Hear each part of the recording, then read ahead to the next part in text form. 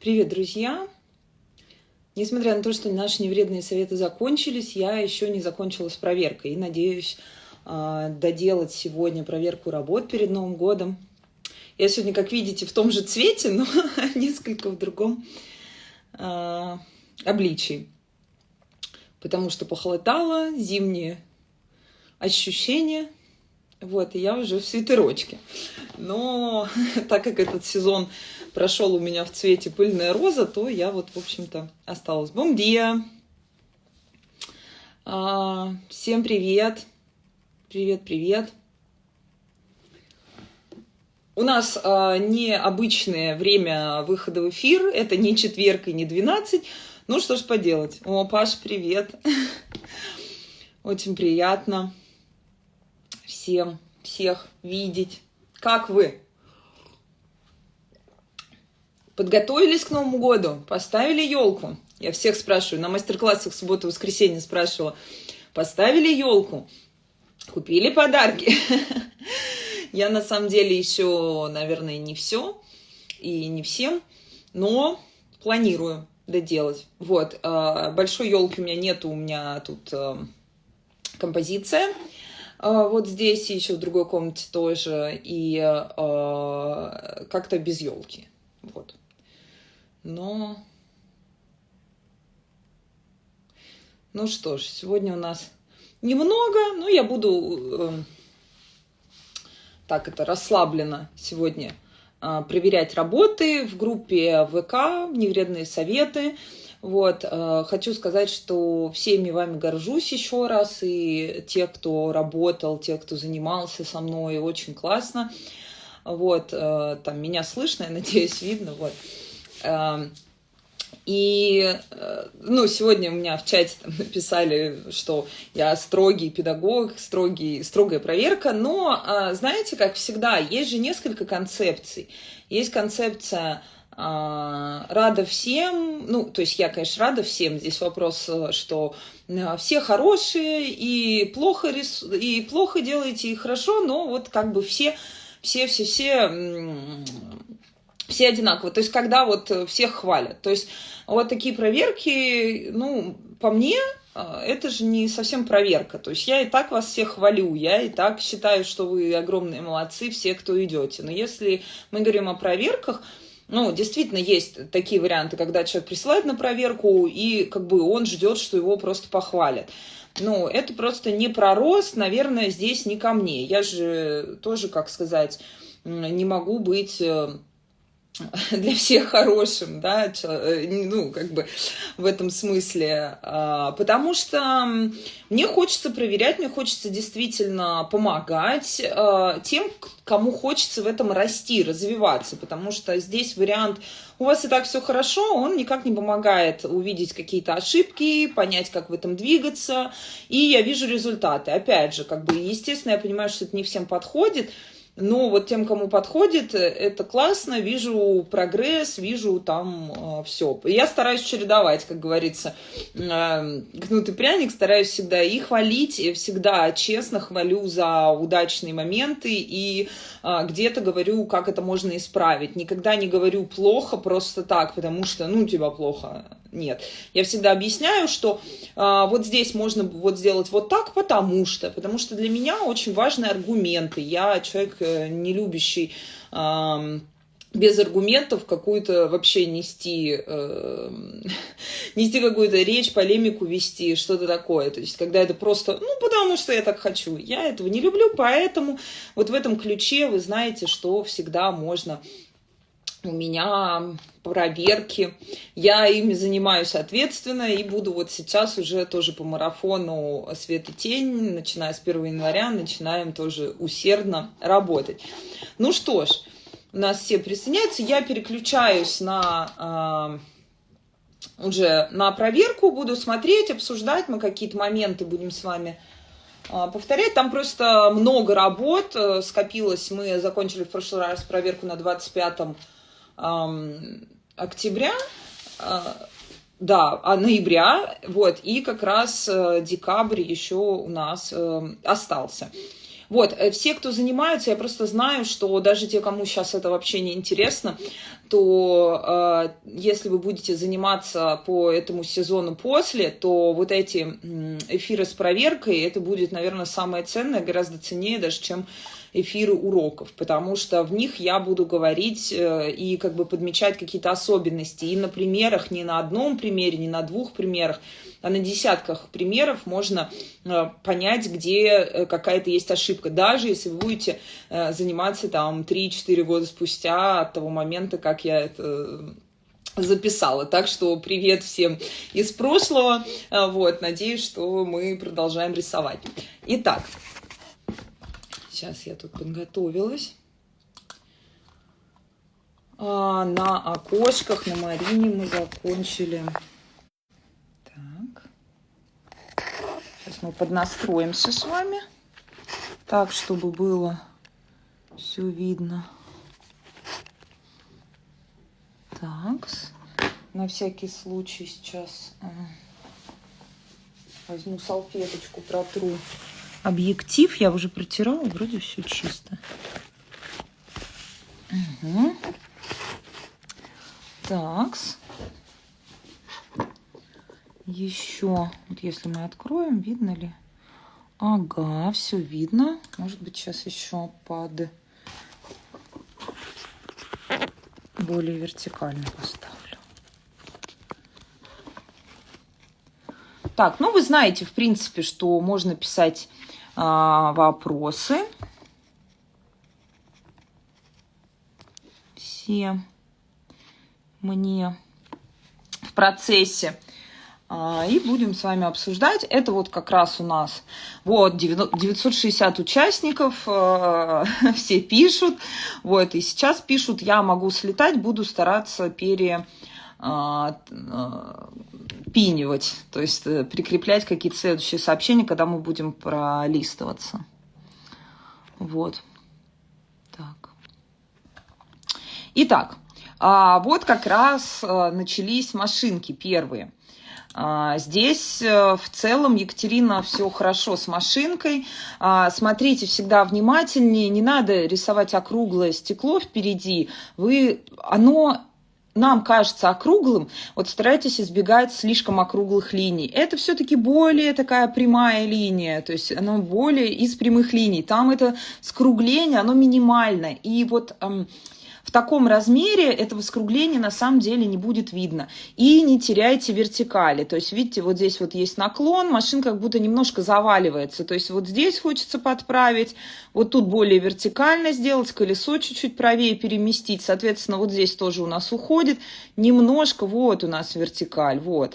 То есть, опять же, это, возможно, фотография, но судя по тому, что какие-то элементы вертикальные, какие-то нет, скорее всего, у нас немножко она уплыла. Но это практика по форме. Здесь хорошо, в тени у нас в любом случае такими светлыми элементы не будут.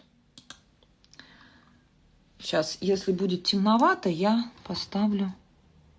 Ну вот, я не уверена просто, что освещение это прям сильно нам поможет, потому что у меня тут на максимум свет от экрана.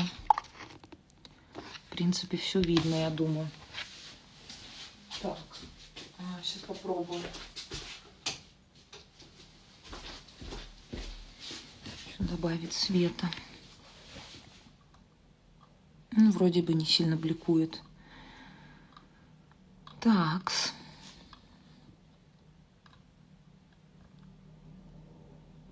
Да, не бликует, но видны все-таки. Ладно, пока не стемнело, будем так. Итак, вот у нас здесь пошло Елена Владимировна, хорошие машинки, тоже правильная задача, которую мы с вами рассматривали. Здесь да, вот тоже светлое, хорошо, немножко они, конечно, уплывают. Вот здесь вот у нас не такая широкая внизу и такой узкий, то есть вот эта машинка неправильная, посмотрите внимательно.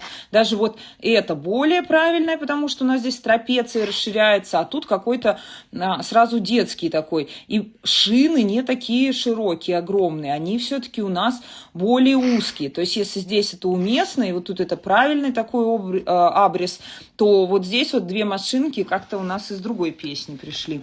Поэтому... Вот эти хорошие тоже идут боком. И хорошо, что вы вот здесь не рисуете. Ну, я думаю, что те, кто уже давно знает, что нету вот этой вот линии, и все равно понятно по общей форме. Вот здесь недоработано, то есть как-то ни темное, ни светлое не разобрали. Появились линии, надо все-таки разбирать, кто темный, кто светлый, задавать себе вопросы. Так, вот у Елены. Вот этот вот очень хороший. Прям видно, объемный. Тут тоже не разобрались с формой немножко. То есть где-то прям все хорошо, где-то чуть-чуть себе наврали.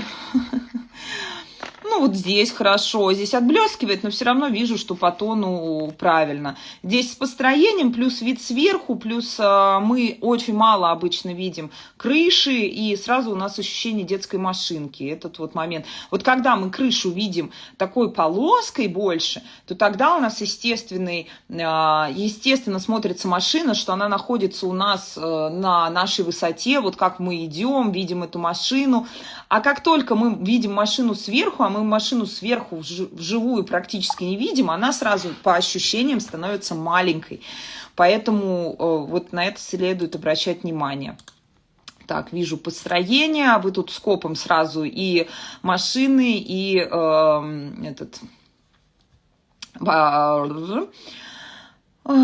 так, готический стиль. Да, здесь с ним все хорошо, и романский вижу. Давайте смотреть. Это скетчбук показываю. Думаю, какая графика. Да, это не наша тема. У нас машинки. Значит, да, различные ракурсы. Вот здесь тоже немножко неправильно. Первичная линия была правильной. Почему вы решили поставить стекло фронтально при этом? Ну, то есть, очень редко такие машины бывают, чтобы у них не наклонено было стекло. То есть, если у нас вперед уходит... кузов, то у нас все-таки и... Давайте сейчас я выключу здесь звук, а то пилюкает все. Вот, то у нас и наклон у стекла тоже происходит. Тут получились космические автобусы. Не скругляйте так эти углы. Это практически острые углы. Они не будут такие все скругленные. Вот как только у нас вот это скругление везде начинает происходить, они становятся как летающие тарелки. Такие, не знаю, как выглядят летающие тарелки на самом деле, но вот как их представляют люди, стилизованные. Вот. Кто-то уже и в акварели изобразил. Ну, смотрите, хорошая, да, Светлана, хорошая машинка. Вот. Все правильно у нас. Да, вот она еще на референсе стоит, даже мы еще меньше видим ее сверху. Здесь практически вот такая линия, то есть она у нас фронтально. И очень-очень узкий размер крыши. То есть здесь вот такой, немножко вы поменяли модель, но в принципе, в целом хорошая машинка и каких-то конкретных ошибок прям больших нет. Поэтому вот, по акварели соскучились. Конечно, надо все навыки в акварели. Ага, вот сразу начинаю ловить. Вот в акварели. А вот здесь кто темный, кто светлый? Задник или вот эта часть машины? Переведите вы референс черно-белый, перепроверьте себя. Не в начале, а перепроверьте. Здесь нету линии бесхозной, она и в акварели не появляется. То есть вот откуда она здесь. Что это? Либо темная тогда машина, либо здесь светлая. Да, бывает какой-то темный бличок, но он не идет на всю длину. Он может быть только чуть-чуть, вот чуть-чуть где-то. То есть, а вот этой обводки, и вот здесь, кто темнее, крыша или задник? Все, надо разбираться, иначе опять получается, так то же самое в акварели, что и в карандаше. Поэтому и давала весь этот сезон карандаш. Так, поехали. Машинки слишком мелкие, чтобы с ними разбираться. Очень маленькие. Вот здесь вот крыша сверху, то есть не совсем правильно. Вот эти окей. Микроскопические, прям очень. Как они могут быть пропорциональны? Еще раз говорю. Они пропорциональные не получаются. Вот такие получаются, когда мы на большом листе рисуем вот такую маленькую машинку. Представляете, там, еще раз, там пропорция. Колесо, наверное, одна, там, не знаю, 6-я часть от ширины, 7-я. Как вы за счет инструмента сможете это показать, если просто весь размер объекта сантиметр? Это невозможно, из-за этого и детские машинки получаются. Возьмите размер больше. У вас лист позволяет, сделайте вот такую машину, разберитесь в пропорции ее колес относительно. Вот и все. Так, значит, микс заданий по архитектуре. Анна, вы молодец, но терпения не хватает. Вам желаю усидчивости в новом году и тоже не мельчить. Вот это хорошее окно. Вот видите, когда простые элементы берете, в целом понимаете правильно здесь, да, вот этот свет и свет соединяется, тень и тень соединяется. Но когда сложные, терпения не хватает, побыстрее в нашем случае не вариант. Вот. Либо хорошо, качественно и для опыта, либо так мы и остаемся и свой уровень не повышаем. То есть усидчивость нужна, в рисовании она требуется. Поэтому и здесь, и здесь, и здесь. То есть, чтобы рисовать быстро, тяп-ляп и в тему, нужна большая практика, там, большая, да. И получается, сначала нужна усидчивость, хотя бы, я не говорю про прорисовывание деталей, я говорю про внимательность. Лучше сначала посмотреть внимательно, определить, где темное, где светлое, какие у нас там детали, где у нас переход одного в другое, какого размера вот этот, изучить натуру, и потом только ее уже сюда. А когда мы хотим, у нас есть, да, 10 минут, но если у нас есть 10 минут, сделайте одно вот это здание, но хорошо. А не 3, но не проработано. То есть пусть будет 1, но хорошо. То есть вот мы не дорабатываем, видно. Хотя, в принципе, и построение вижу, и этот момент ловите с тоном там где-то, да, можно еще более темный карандаш. Но торопитесь и как бы самое главное теряете. Так, Светлана, да, у вас хорошо, здесь чуть-чуть шар у нас сместился влево. Вот, нравятся ваши стилизации, люди, у вас такая, она сразу узнаваемая, мне прям вот сразу узнаю, хорошо, очень нравится, как проработано вот здесь по верхам, и вот эта ритмика светлого-темного, без обводки, что у нас темное, светлое, светлое, темное, у нас всегда где-то светлое, где-то темное, и вот это вот ощущение, что да, есть ноги, но какие-то пятна, общий образ, отличная работа. Так, далее. Машинки, вот, Наталья, отличные машинки, вот это прям прекрасное, вот это мне нравится, здесь вот хорошее решение, просто, да, у нас зачем фон, если он не нужен, если нужен, то вот так вот раз отделили левую часть, то есть здесь вы правильно используете фон по назначению, вот. И как бы и здесь немножко вот хотелось бы, то есть вот тут у нас получается немножко пропорция нарушена, чуть уже будет вот эта часть, и вот низ прям хорош, а вот эта вот крыша как будто бы влево все сместилось. Здесь тоже просто внимательнее посмотреть, но они на самом деле бывают немножко такие странненькие, особенно от моделей будет зависеть, но в целом все правильно. Так, да, вот тут вот присоединяется отличный рисунок. Я думаю, что это и к предыдущему относится. Так, значит, Наталья Рогачева, вы с человечками рисовала акварель не больше 2 сантиметра. Вот, больших людей, видите, больших. Вот, ну, вот хорошо, такая стилизация. Вот здесь мне очень нравится как раз вот этот вот вопрос светлого-темного. То есть темная женщина, никакого фона не нужно. Светлая, вот здесь вот появляется фон и еще более светлая фигура на дальнем плане. То есть в этом и есть как бы светлое и темное, как раз у нас разбор по тону. То есть мы работаем с пятнами. Вот эти вот эта фигуры тоже очень классно, прям и стилизация, и такие иллюстративные, очень хорошенькие получаются. Так что здесь вот вы в продолжение с зонтиками прекрасная тоже работа именно с тоном.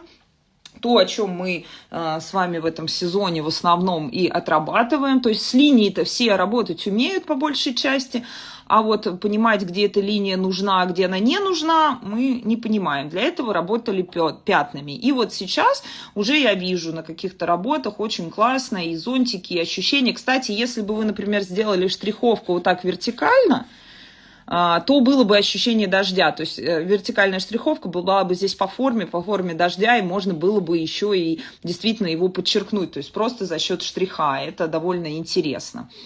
Так. А вот у вас еще. Да, вот такая стилизация вполне может быть. Это явно от другого художника. Да, вот я понимаю, вот копия. Тоже, вот очень тоже хорошая, тоже вот подписана. Сейчас я прочитаю, чтобы было вы, по-моему... Вот, Джоффри Йонсоноли, Йонсонойл. Вот, и вот, да, тоже классная стилизация. Вот, посмотрите этого художника, можно его здесь, вот он написан. И тоже у него... какие-то моменты. То есть вот мне нравится, как у него решена вот эта история с ногами всегда, со ступнями. То есть это не сплошняком палки, а все-таки какие-то такие прерывающиеся. Но они как будто бы в контрсвете люди, чья форма немножко съедена за счет света. Имеет место быть и очень интересно. То есть наблюдайте. И в итоге сформируете тоже свой стиль. Светлана, вот эта машина в профиль хороша, машина сверху у нас немножко... Колеса, представьте, практически здесь на одном уровне. Нету туда перспективы. А то она у нас уходит куда-то в перспективу наверх. Почти на одном уровне, когда она смотрит на нас. Здесь же асфальт он не взял. Так она как будто с горки скатывается. Значит... Далее. Да, вот, видите, вот я развела грязюку для такого обилия деталей. Действительно, надо больший формат брать. Конечно, я же не... Я какой-то как будто бы зловредный советчик, который говорит, вот, берите больший формат. Я вот просто хочу, чтобы вы бумагу расходовали просто. Больше, на самом деле, конечно. Ничего хорошего не хочу. Хочу, наоборот, вас ввожу в заблуждение. Ладно, я рада, что на практике этот момент начинает проясняться. Зачем вообще нам больший формат, чтобы, да, все эти детали... Вот, видите, Анна намельчила, удобнее было бы на большом формате вырисовывать. Конечно же, чем больше деталей, тем больший формат. Невозможно на 1 сантиметре квадратном. Поэтому я рекомендую всем смотреть проверки. Одинаковые ошибки, одинаковые. Вот хорошо, мы все делаем по-разному, а ошибки у всех одинаковые. Все. Так что да, здесь момент. Наталья Катаева. Значит, ой, какие у вас горгульи, тут такие прям эти фактурненькие. Да, вот хорошо тоже по свету тени. Можете даже плотно так и не штриховать. Ну, хотя это может быть ваша стилизация вполне. Получилось, да, вполне объемно. Вот здесь, если свет, то, может быть, даже и что-то вот бы хотелось такой какой-то темненький фон ее подчеркнуть. Ну, хорошая. Так... Да, собственно, покрова наши прекрасные. Вот, тоже к ним нет вопросов, уже очень излюбленный вид. Вот, сразу говорю, я не проверяю все работы, прям вот все досконально, чтобы потом не было вот вопросов, что, ну а вот почему вот работу Маши проверили хорошо, а вот работу Лены тоже, а вот мою нет. Но мы иногда, знаете, в этой проверке как дети, поэтому... Я проверяю, именно смотрю на ошибки. Если я прохожу мимо, скорее всего, значит, каких-то открытых ошибок нету. Это не значит, что работа все пропало без шансов. Скорее наоборот. Значит, либо я этот момент уже просто повторяла много раз. Значит, машины здесь. Вот, когда вот вы начали машины, люди, вот эти вот прям сюжеты очень хорошие. Несмотря на то, что задача была там, допустим, просто машины, но вы уже хорошо их вписали в плане пятна, светлый, темный, без контуров. Вот эти прям сюжеты классно. Тут немножко, это нормально, они не будут сразу прям идеальными. Но слушайте, это машины прям уровня уже гораздо более высокого. И это уже машины, с которыми можно жить. Это у нас не детский рисунок, а уже профессиональные машины. И, конечно, я тут... Вот этот мне очень нравится. Здесь объем прям получился. Но опять, представляете, вот вы взяли 2 фактуры. Неужели лист Купите ватман или купите лист какой-нибудь плотной 200-300 граммовой бумаги. Они недорогие. Вы просто две прекрасных работы. Зачем-то. Вот именно поэтому я не люблю скетчбуки. Потому что мы пытаемся вписаться в маленький формат. Из-за этого часто искажаем размеры, потому что лист заканчивается. Возьмите формат, где вы будете помещаться, и тогда будет вам... И это две работы, которые можно было бы, например, оформить, если бы здесь был белый фон, оформить прекрасно, в паспорту подобрать и повесить, подарить. Они прям хорошие. Ну, вы вот их взяли и на одном листе. Ну, вот жалко, мне жалко вашу работу. Жаль, что вам не жалко. Почему? Вот, я всегда как-то, значит, да, Галина, в целом, да, правильно, еще чуть-чуть побольше, и не только такие светлые на темном, давайте и темные на светлом. Ну, то есть здесь подчеркивая, мне, кстати, понравился жук, я имею в виду, чтобы было с фоном, например, вы разбирались, и темные машинки тоже нужны. Вот, поэтому так.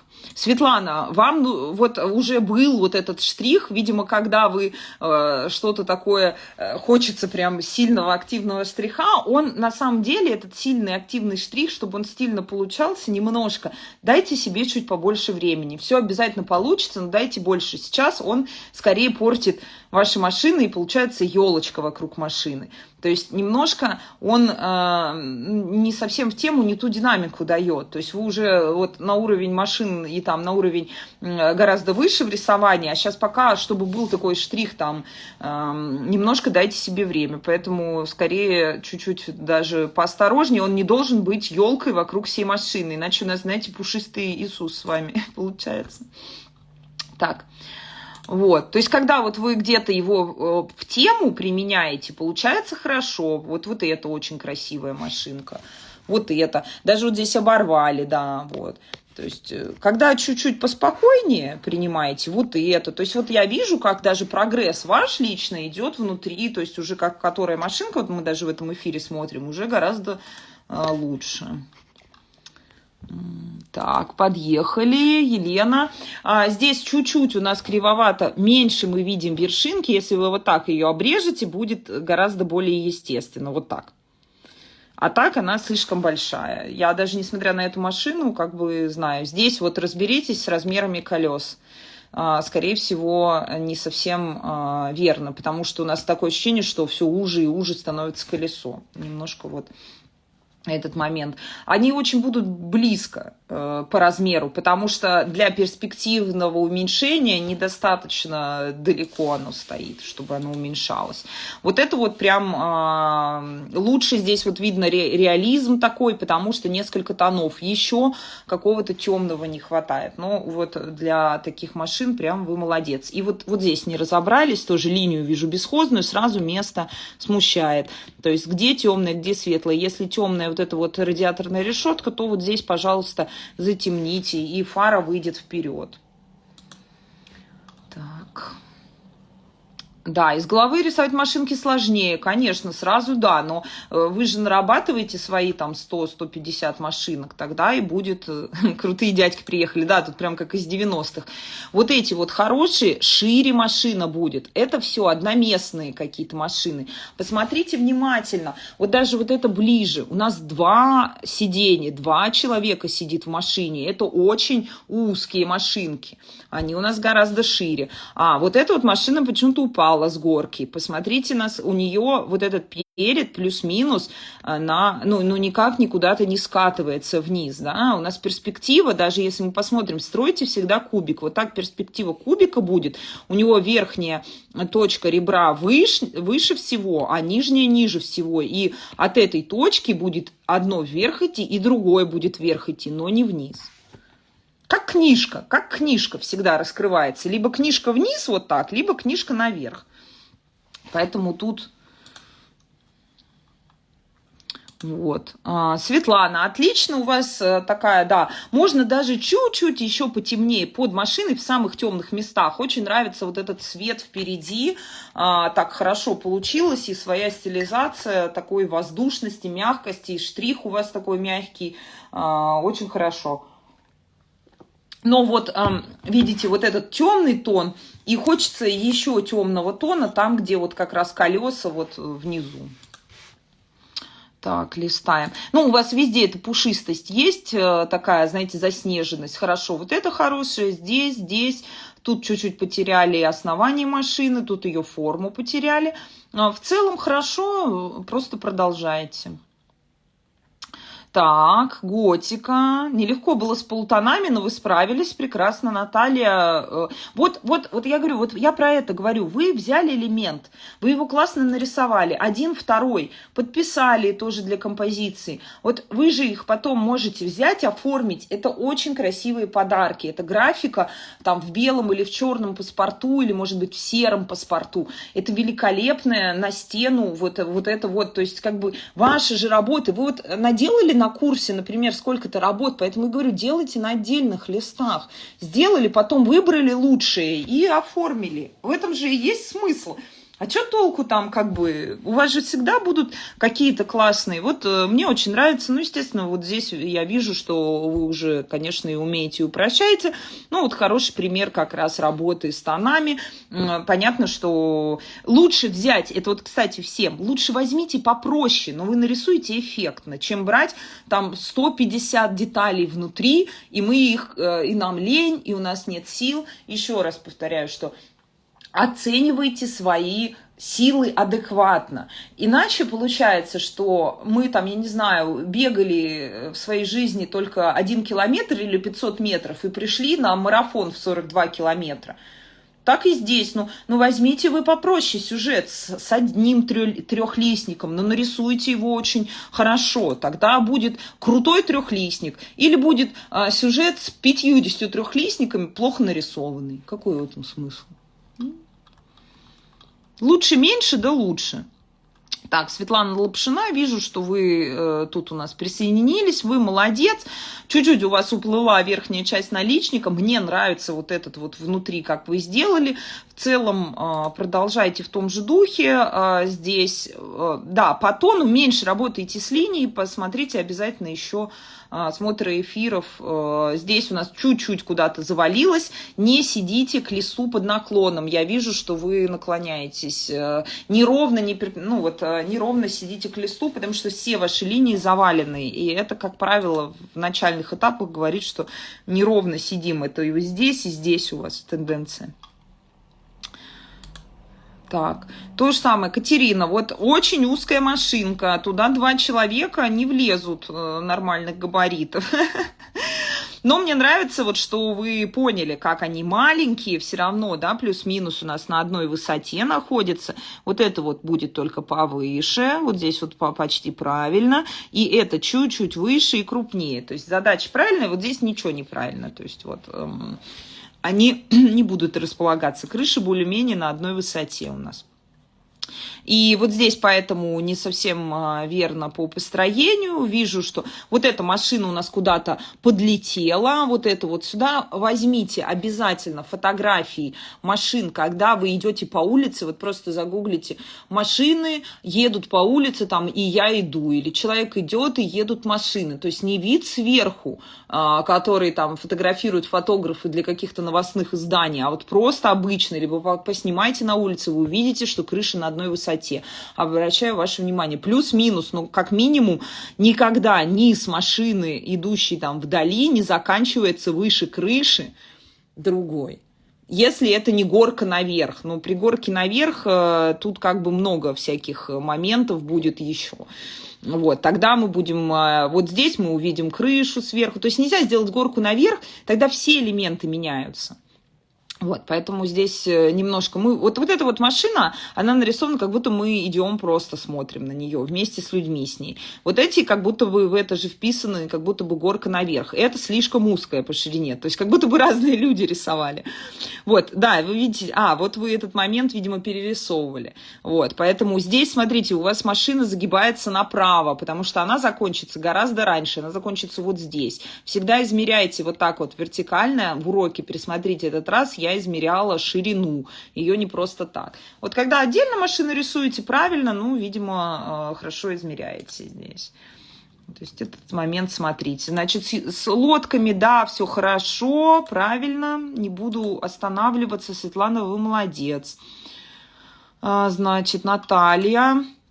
Какая горгулья у вас такая, ну это не, да, это химера больше, хотя нет, это горгулья, видимо, из нее что-то выливается. Значит, тоже хороший, здесь как раз на таком вижу формат побольше, можете даже побольше деталей, но в целом по тону хорошо. По тону хорошо, особенно видно вот это издалека, когда в целом все собирается. Так, декабрь у нас наступает.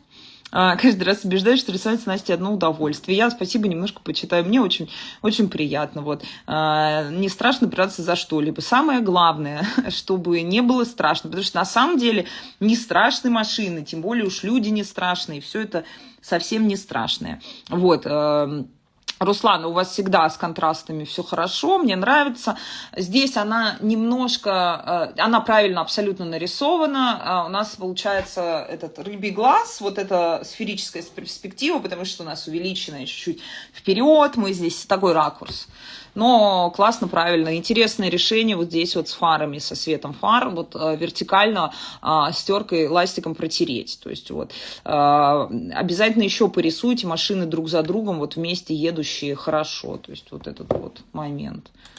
Угу. Это который я рисовала в эфире. Ну да, здесь, если упрощенно, как раз как-то так у нас получается.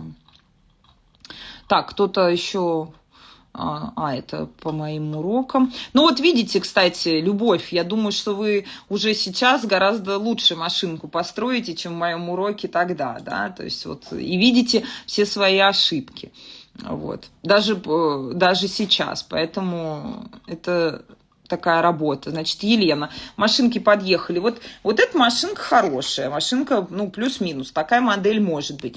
Здесь у нас тоже немножко кривовато, у нас выпало колесо чуть-чуть, и вот здесь вот обычно задник более легковых машин. Если передняя часть вот так вот выпучена вперед, во-первых, здесь на одном уровне будут фары, эту фару надо поднять, а то у нас один глаз машины упал, а другой поднялся. Она такая, спросонья немножко. Вот. И у нее, как правило, здесь более скошенный зад, потому что она седан. Значит, здесь вы почему-то очень быстро закончили машину. Люди не поместятся в нее физически. Посмотрите, скорее всего, машина гораздо шире здесь, гораздо шире. Она не уходит в какую-то пирамидку, да, она не заканчивается так рано. И здесь тоже внимательнее смотрите, не такая высокая. То есть вот эта часть хорошо, окей, здесь у нас слишком высоковато и не совсем правильно по направляющим. То есть, скорее всего, вот эта часть будет вот так, вот здесь вот закончится этот момент крыши, и там тоже будет такой скос. Ну, нужно чуть-чуть побольше практики за машинками смотреть. Ну, по крайней мере, вы их уже не рисуете сверху, я считаю это своим успехом. Вот, даже если они чуть-чуть кривенькие, это все хорошо, это все нормально. Это со временем. Вот, сначала намельчила, потом поняла, что нужно попробовать крупнее. Вот, получилось объемнее. Так и есть. Вот, смотрите, на примере. Если вы совершаете такую же ошибку, посмотрите разницу. Вот мы берем 150 этих трилистников. Не получается прорисовать детали. Взяли этот трилистник помельче, и он получился гораздо объемнее. Ну, конечно же, потому что его возможно прорисовать. Анна, наконец-то я рада, что вы на своей практике это все увидели. Значит, Да, Светлана, так бывает, что либо немножко присел, либо спуск, ничего страшного, головы на одном уровне, у вас в целом на одном уровне здесь. Женщина, она ниже просто чуть-чуть, а все в целом правильно, отличные люди в своей стилизации, мне нравится светотень, как вы ее здесь разбираете и упрощаете нижнюю часть ног, это очень хорошо, прям очень хорошо. Как только, видите, у нас появляется светлый участок, вы сразу используете какой-то кусочек тени для того, чтобы подчеркнуть, если этого темного, если участок темный, то ему не нужен никакой контраст рядом. Тем самым мы убираем какие-то непонятные бесхозные линии на контуре, у нас получается работа пятном, объемно, хорошо. Вот этот мужчина прям хорошо, чуть-чуть маска, чуть его голова будет крупнее для этого тела, но здесь из-за маски мы все немножко, знаете, непропорционально можем выглядеть. Вот, да, хороший вариант с зонтиком. Здесь тоже, ой, ну и маленьких людей вы тут прям натыкали в разных, и вот шариком классный такой, вот, то есть, ну, конечно же, это большая практика для всего. Вот опять светотень, элемент, пусть он будет маленький, один, но проработанный, прекрасно. Кто молодец, тот молодец, как говорится. Горгулья. Так, машина, Елена. Да, еще машина. Вот хорошая. Да, я вижу, что вы как раз здесь, может быть, немножко под наклоном так сфотографировано. В целом, да, используйте тоже фон по назначению. Можно вот здесь, кстати, в этом моменте просто доведите мягким фоном, а вот здесь делаете чуть-чуть темнее. Тогда здесь не будет вот этого светлого пятна, и он как бы сольется с дальним планом вот здесь. Это просто можно так доработать эту работу, будет хорошо. И вот тут вот всегда будет чуть темнее, потому что у нее есть объем. То есть вот самая светлая часть. Вот здесь собственная тень будет в двери немножко всегда, посмотрите. Ну, то есть она не будет однотонной такой, немножко будет более объемной. Так, Светлана. Сколько у нас Светлан, да.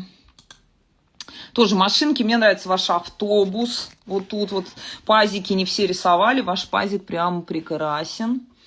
Вот, сейчас все-таки включу свет, а то не совсем в темноте. Значит, сейчас попробуем. Ага, я вот так закрываю. Ну, вроде бы получше. Угу. Так. Ага. Вот так. Значит, нравится, да, здесь и пазик, и вот люди вот эти вот хорошие. У нас, естественно, когда мы что-то там рисуем сами, что-то срисовываем, у нас бывает, что это как будто разные люди рисовали. Вот тут опять вот все грешат этими очень. Это, я понимаю, бывают такие узкие машинки, типа Mitsubishi Delica, но по ощущениям узкая по пропорции. Вот, но все-таки они пошире, да, вот как это, тут прям глаза такие, глазки.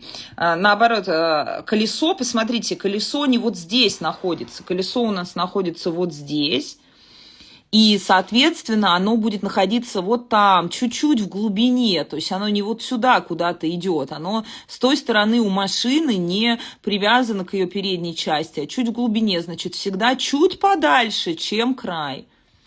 Обращаю ваше внимание. Вот здесь же вы это видите, вот точно такой же ракурс.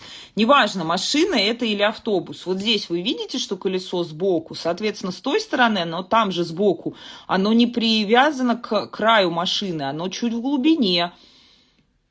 Соответственно, и здесь также. То есть не будет отличаться. Какая разница, машина или автобус. Колеса тоже, так, это какая-то ерунда.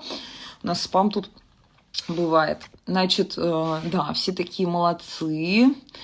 Вот, тоже хорошее, прям вы отдельно колесо. Вот видите, когда отдельно колесо прорисовали, такое детальное, вот такое оно объемное. Здесь она как будто бы на подсевшем колесе стоит.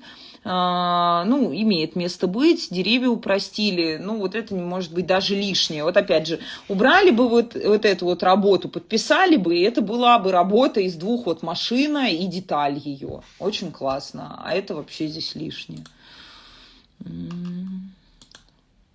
Ага, это, видимо, копия по кому-то.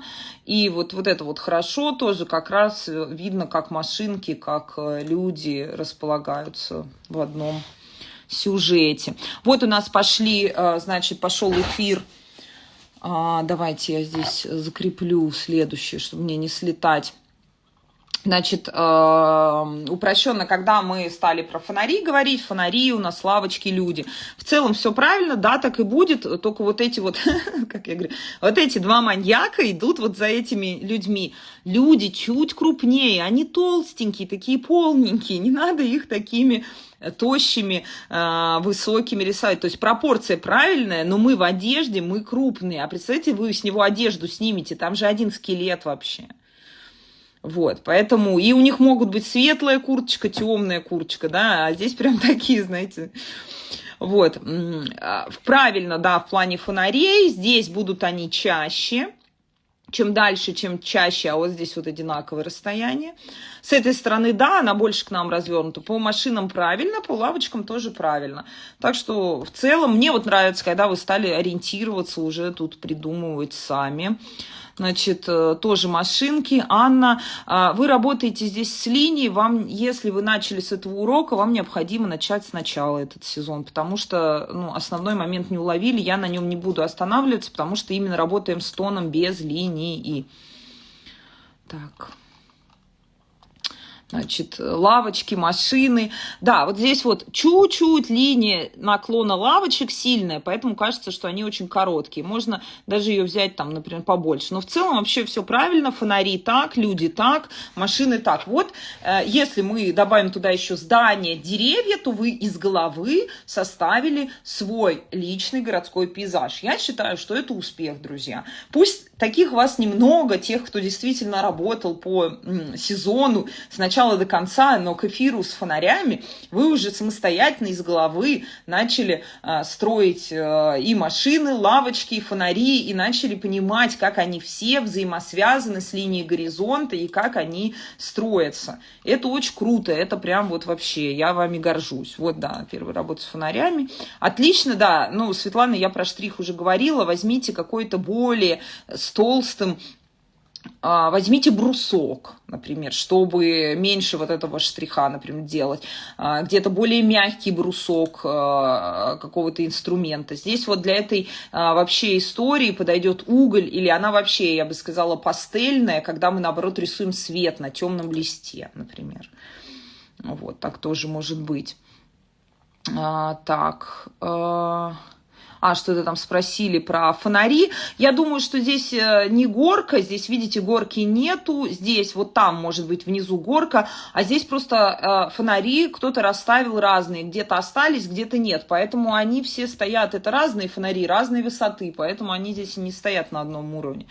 Это какой-то, знаете, это в деревнях, например, в каких-то поселках, бывает, в каких-то маленьких городочках. Там поставили один фонарь, тут два других, как бы вполне. Да, опять определитесь, зачем вам весь этот темный фон. Слишком темно и не...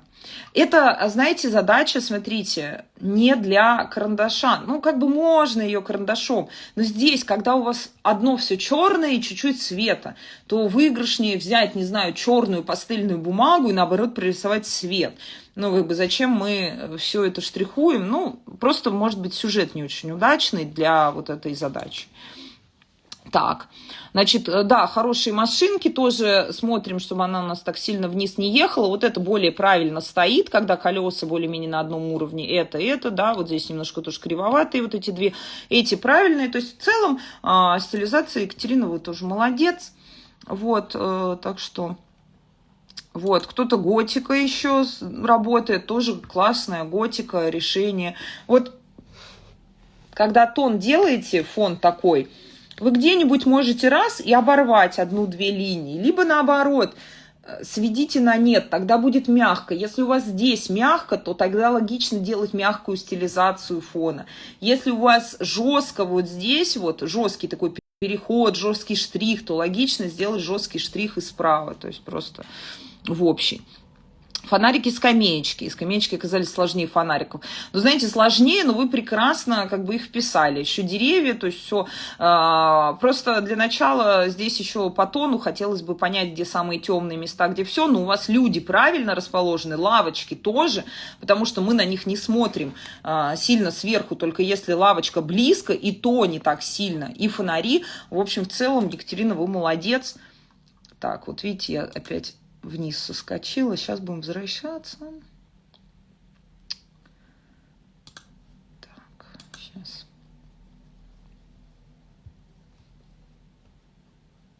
Угу, где-то мы тут были. Тан-тан-тан, тан-тан-тан.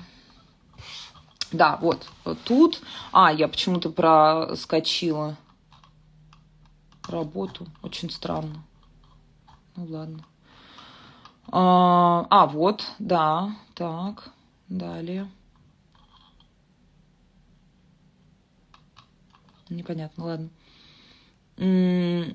Так, вдохновляющие работы, это действительно, Анна, я согласна. Вот здесь вы у машины потеряли колесо. Вот здесь внимательно, оно у вас сдулось, оно все-таки вот здесь будет эллипсом. Но вижу, что вы уже даже больше тоном работаете, меньше линий, все-таки как бы стараетесь. Возьмите себе карандаш, не только HB, которым вы сейчас работаете, а возьмите карандаш какой-нибудь 6B и более твердый. Тогда будет хорошо. Так, машинки. Отличные машинки, тоже все, в принципе, успешно. Вот. Так что вы молодец. Да, у нас здесь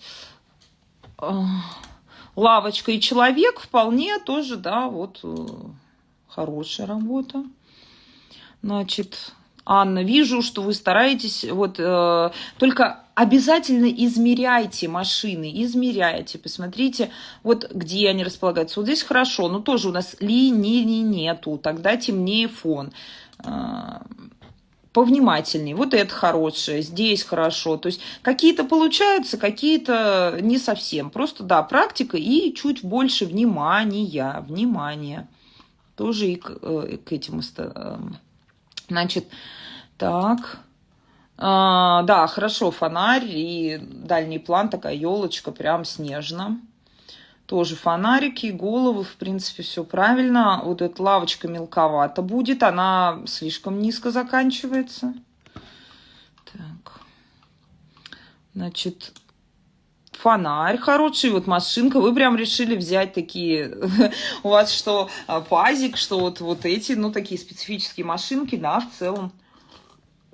Не мельчите, тоже возьмите побольше. Ну, что-то среднее, не огромное, но побольше. Извините, я сейчас... Ну, что вы, Светлана, извиняетесь? Перед кем? Что с архитектурой? Отличная архитектура. Не видела этого здания, но предполагаю, что купола крупноваты для вот этой высоты. Либо купола будут меньше, либо все-таки низ вы чуть-чуть уменьшили относительно здания, потому что просто немножко непропорционально по визуалу, как будто купола выше, чем 2 этажа. Вот, это просто момент. Но вот здесь вот хорошо вы упростили и в целом все правильно прорисовали по нашей задаче. Сумеречная панелька, да, с деревьями. Вот здесь хорошее решение снега, просто протереть светлые веточки. Вполне такое хорошее решение. Так, 100 раз переделывали, иногда так необходимо, да, но зато лавочки правильно, люди идут, машины на нужном уровне и деревья. То есть, видите, вы уже и как бы можете понимать точно, где у нас находятся объекты, точно их измерять.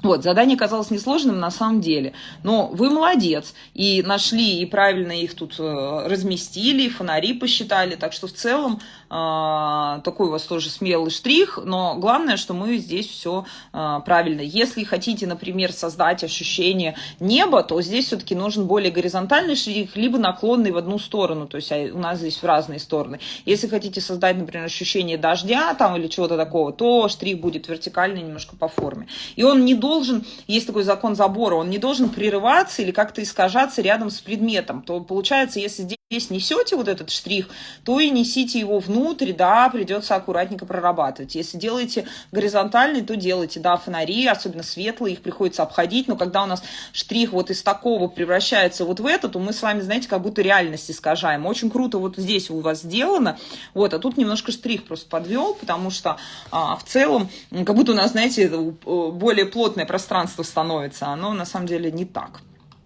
Так, далее листаем. У меня пошла вторая кружка чая. Так. Да, люди на местах, фонари, возможно, даже побольше темного может быть, ну, то есть ночные. Вот здесь у вас поезд, да, поезд выше, чем человек, это у нас выше человек по высоте. Чуть-чуть вот ему здесь ступню добавьте вот так вот пятном, тогда будет более естественно. Вот, но в целом все правильно, все вписано по тому... Видите, у нас люди повторяются, потому что работают, ну, я же понимаю, что вот кто хочет работать, тот работает, а кто хочет ничего не делать, и чтобы знания сами к нему в голову забрели, то такое, к сожалению, вряд ли происходит. Поэтому даже если я могу дать вообще всю информацию этого мира полезную, без собственной практики, ничего не получится. Поэтому кто работает, тот и результат получает. Анна, мне нравится эта машинка, только вы ее вообще всю наклонили. Она, кстати, правильно по пропорциям, если бы ее вообще просто взять вот так вот. То есть не то, что у нее кривые внутри, а просто она как будто под наклоном вся нарисована. Вот, но это правильно, а здесь много линий. Вот. Значит, архитектура. Да, хороший зингер. Зингер, в принципе, у всех мне прям нравится. Это тоже здесь... знакомое здание, очень в центре. Так, не получается упрощать. Понимая задачи и цели этих работ, начинаю упираться. Ну, внутренние как бы моменты, они происходят. Но мне кажется, у вас получается упрощать. Вот здесь еще более разнообразные окна можно сделать, например. Но вот тут вот они разные, и вполне это достаточное упрощение.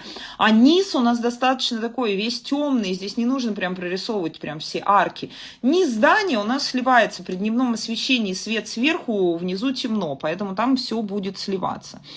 Так, это про деревья тут все. Юлия. Так, вот, да, ну, задумка правильная, но они немножко такие у нас детские получаются, потому что вот, они как будто бы маленькие. Вообще, давайте, жук, он в целом, у него такой вайб детский. Поэтому нам бы немножко какие-то взять не жуки, а какие-нибудь машины, там, более широкие, какие-нибудь S-классы, Мерседес, вот на них будет понятнее, потому что, ну, вот здесь вот более правильно, тоже вам желаю, ну, я знаю, что вы у меня тоже занимаетесь, и в целом просто чуть-чуть больше усидчивости, терпения. Значит, первое дерево хорошо, вот здесь мне нравятся веточки, они разнообразные, а вот тут вот ширина веточек, что вот здесь, что на концах, одинаково, из-за этого ощущение, что они как разряд молний. Вот они все-таки еще должны утончаться. Либо надо еще формат больше брать для таких прописываний, либо прям брать карандаш типа HB, будет ощущение, что визуальная линия легкая. Мне очень нравится, что вы сделали даже внутри дерева воздушную перспективу, то есть более четкая и темная история с вот этими ветками, а там как будто бы в этом тумане. Мы же не можем написать туман, правильно? Мы это можем нарисовать за счет правильных вот этих эффектов. Воздушной перспективы, меньшей контрастности. Вот это очень классно. Светлана, тоже вы молодец. У нас, по крайней мере, деревья такие похожие на деревья. Перестали такие веники быть, да, а вот какое-то прям хорошее дерево. Разобрались с их веточками, разобрались с голыми деревьями. Нравится вот это вот правое дерево. Да, действительно, там такие сложные штучки бывают. Значит, да, пушистые деревья. Елена, обращаю ваше внимание на этом дереве. То есть помимо того, что у нас к эфиру такая отсылка к эфиру деревья, там я говорила о том, что не только каждая вот эта часть дерева, она тут у нас вот, допустим, свет здесь, свет, средний тон, тень. То есть не только у каждой есть свет, средний тон, тень, но и у всего дерева в целом. То есть все-таки бы хотелось, чтобы свет вот на этой части не был равен свету на этой части. То есть если мы посмотрим сначала на каждую по отдельности, а потом на все как на шарик, то у нас здесь будет свет, средний тон, тень. Вот Если вы посмотрите, я специально штриховала вот эту зону, потом в конце объединяя, что все-таки вот в этой и свет он темнее, чем... Иначе получаются такие пушочки отдельные, все-таки не формируются в общее дерево. Я думаю, я понятно объяснила. Вот, кстати, здесь у вас это есть. То есть вот у нас свет, средний тон, то есть на общем дереве. Очень красивая береза здесь получилась. Прям такая в свете. И вот то, что вы здесь ее небом подчеркнули, как раз и дало ей вот этот цвет и объем. Очень хорошо. И нравится, что вот она здесь сливается. То есть где ствол сливается, там и нету никакой расчлененки или отдельного. Получается натуральное дерево. Так, рисовала из головы, пусть примитивненько, но кайфово. Елена, где у нас находится здесь крыши машины? Вот эта машина тоже легковая, значит, их крыша на одной высоте. Если эта модель, она будет, да, чуть выше.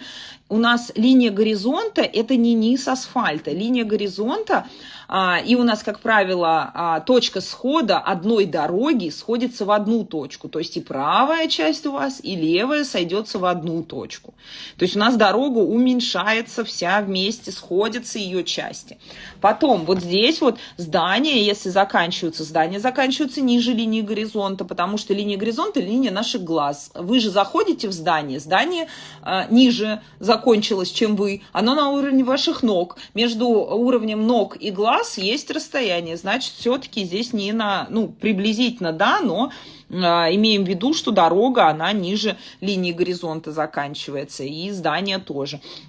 И вот на уровне все-таки разберитесь, где у вас крыша-то. Вот, люди, да, хорошо, головы на линии горизонта, хорошо, если опять у вас и правая, и левая часть сходятся в одной точке, а не где-то там, у вас неправильно здесь построено, у вас как будто линия взяла и отрезала вот эту часть. И тоже с лавочками определитесь, то есть они немножко здесь будет вот такой, фонари хорошо, то есть вот где-то хорошо, а где-то прослушали. Так, деревья отличные. Здесь все понятно. Вообще с деревьями все молодцы. Те, кто до них дошли, осилили деревья, все молодцы. Здесь у нас тоже такие пушистые, хорошее дерево. Елочка тоже вполне. Так, Анна, да, смотрела же, вот вы активно. Не хватает вам 6Б карандаша плотно. Вот когда за мной повторяете, здесь вот хорошо. Чуть-чуть здесь света не хватило, потерялись. Да, но слишком маленькая. Даже у меня это А4 формат. А4. А здесь, судя по пружине, наверное, А7. Ну вот на каком вы? То есть давайте следующий под микроскопом будем рисовать. Ну, это очень маленькое. Невозможно ничего прорисовать там, никаких деталей. У меня А4 заняла елка, и А4 заняла это, то есть Андрей. Ой, так нельзя. Андрей, не могу открыть, не прикладывайте, ну, здесь приложена просто фотка, не буду открывать ее полностью. Значит, тополь рисовали, но нарисовали все за ним, это все не нужно, здесь главное, чтобы был объем. В целом, вот само дерево, да, окей, из пятен в целом получилось. Дальше. Значит, так, Стася. Чуть-чуть более контрастно, среднего тона не хватает. То есть есть самый светлый и есть уже очень темный, а среднего нету. Это вот в общем, на что обратить внимание. И на конспект то же самое. Так, мелковато, особенно для угля. Вот тут вот не совсем, наверное, правильно шарик, но мелковато уже для этого. Так, вот, вы видите, начали разбираться вот с этими, и как раз это деревья, да-да-да, вот здесь вот уже правильно. Это из какой-то книжки явно. Так, да, тренируюсь по схемам, самой сложно понять построение деревьев. Вы же видите здесь шарик. Шарик, значит, свет, тень. Вот одношариковый, там, я говорю, кучковый, многокучковый. Именно вот так. Анализируйте, смотрите, ваше дерево, сколько у него кучек. То есть как? А то, получается, вы же просто срисовываете здесь сейчас, не вдумываетесь. Пересмотрите еще раз эфир, то есть еще раз не перескакивайте на все, иначе получается неусвоенная информация. То есть какой смысл смотреть следующий урок, не усвоив предыдущий? Так. Да, деревья, отлично. Екатерина, вам, кстати, хватает усидчивости в целом. То есть, да, ну, можно, конечно, больше, но здесь вот. Возьмите не уголь, возьмите все-таки какой-то другой. Для такого, когда берете уголь, формат должен быть покрупнее чуть-чуть. Так, ива и береза. Вот ива с ивой сложнее, здесь действительно надо повнимательнее с ней разбираться. Береза похожа, очень хорошо сделана, здесь верю. Вот, помним, что тень от предмета самая темная вот здесь, вот рядом с ним, и чем дальше, тем будет светлее, поэтому это не однотонный темный кусочек. Вот. Доброго дня, всем доброго. Доброго тем, кто смотрит. Так, что у нас здесь? Еще одно дерево, слишком темное. Светлана, где у нас свет на дереве, где у нас средний тон, где у нас тень. Разбираемся по принципу шарика. В целом, всегда переведите его в черно-белый. То есть вы смотрите на цветное изображение, рисуете. Далее переведите в черно-белый, перепроверьте себя. То есть вам не нужна даже я, не нужен сосед, не нужен никто, да, чтобы вас, сами себя вы можете перепроверить. Просто переводите в черно-белое изображение, хотя бы смотрите на основное, где вы потеряли свет или где тень. Но если вы рисуете одно дерево, то это хотя бы эффективно. Ну, это не идеальный вариант, я повторюсь, это на пейзажах это вообще не вариант. Но когда мы на одном дереве, мы можем себя так перепроверить, или на одном объекте мы можем себя перепроверить где-то, посмотреть. Дерево из головы. Ольга, прежде чем нарисовать дерево из головы, в целом вы неплохо это сделали, но опять немножко усидчивости не хватило. Ну так вот, знаете, вот между смелый, быстрый штрих и тяп-ляп, вот между этим и этим очень много практики проходит, поэтому давайте эту практику не пропускать, потому что все равно профессионалам будет это видно. Вот давайте немножко чуть внимательнее, и тогда будет гораздо-гораздо лучше, то есть себе сами не портим. Вот, Екатерина, да, правильно вижу свет отсюда, свет, общая средняя тень здесь, можно даже еще здесь чуть больше. Со штрихом правильно, такая стилизация, хорошее у вас дерево. Еще деревья. Да, интересно, только наша задача не с линией работать, Анна. Здесь, а с тоном. Угу. Ну, это вот к общему. Так.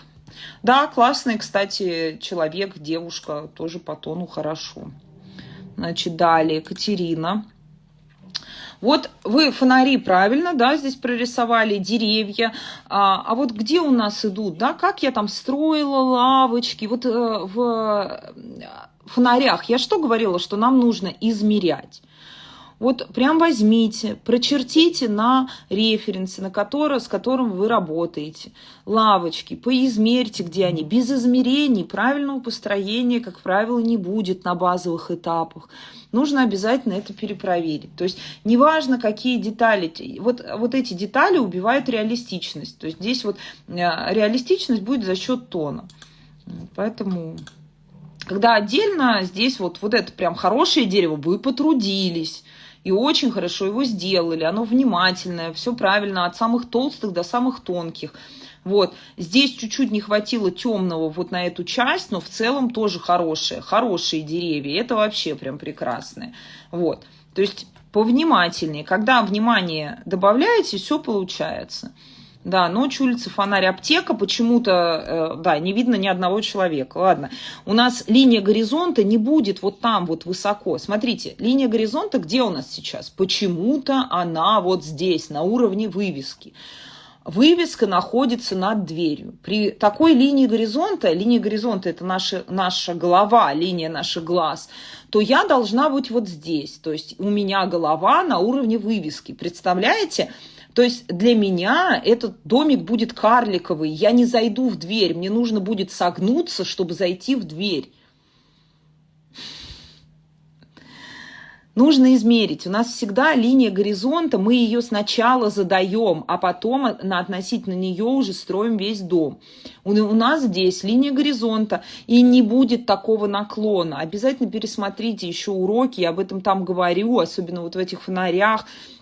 Не будет наклона вниз вот такого большого. Никогда. Нижняя часть. У нас иначе получается, что линия горизонта посередине здания. Вы разве находитесь посередине здания?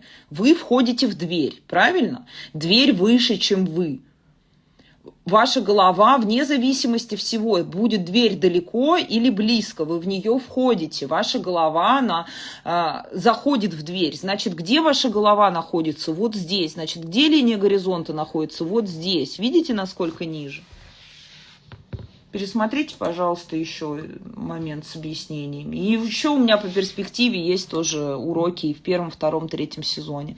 Да, в целом правильно, плюс-минус, может быть, слишком вот здесь мы сверху смотрим на лавочку, но это может быть очень, да, здесь маленькие такие фонари, но тоже как бы чуть возьмите побольше листик. Но хотя бы люди у нас правильно распределены. Вот. Вот, добавила фон. Наконец-то после урока с лавочками и фонарями поняла, как использовать фон, чтобы выделить свет. Настя, спасибо. Отлично. И у нас женщина получилась. Прекрасно. Вот, елочка у нас тут. И елочка тоже хорошо. И Екатерина чуть-чуть больше темного внутри. Вот мне нравится, что вы взяли не очень темный и все равно выделили за счет нее тон елочки. Но вот еще более темного не хватает. Какой-нибудь 6Б, все-таки карандаш 8Б. Почему его нет? Значит, да, мужчина у нас здесь классный. Так, что у нас здесь? Дерево. Светлана, да, вы молодец. Все оно такое вот сложное, даже прям вот фактурненькое получилось. Под наклоном, возможно, лист сфотографирован, потому что все заваливается и машины куда-то наверх едут. Но по размещению в целом правильно. Конечно, есть над чем работать, но как бы все молодцы. Понятно, что тут... Настя была права, береза это непросто. Да, береза это непросто, зато какая береза в итоге получилась. Березы, да, там много мук обычно, но классная береза. Очень радуюсь отсутствию линий там, где они не нужны. Зато видно реалистичная береза. Смотрю, верю, прям реализм. Это даже не всем видно. Вот, да, хороший у нас тут. Более общий будет тон внизу. Так, это какое-то здание, терема какие-то красивые.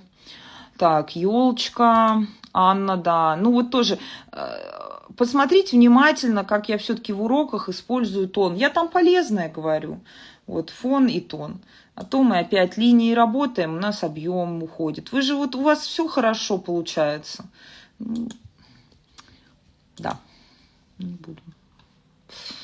Так. Елена. Да, вот здесь только я вижу, что вы рисовали дерево снизу, только у нас тогда с вами получается немножко нестыковка. То есть здесь все правильно, тут вы его рисовали светлее, а тут оно снова начинает быть темнее. И у нас ощущение, как бы, что немножко какого-то диссонанса здесь происходит. Вот если мы все-таки в воздушной перспективе, то мы от самого темного к достаточно более светлому. Как только появляется темное, оно как бы падает на нас. Как вообще абстрактная работа имеет место быть, очень круто, супер. Но вот если хочется глубины туда наверх, то вот это, скорее всего, будет светлее. Потому что здесь немножко непонятна форма дерева вот в этом участке. Но это вот отдельно, да, какой-то момент такой. Вот. Так.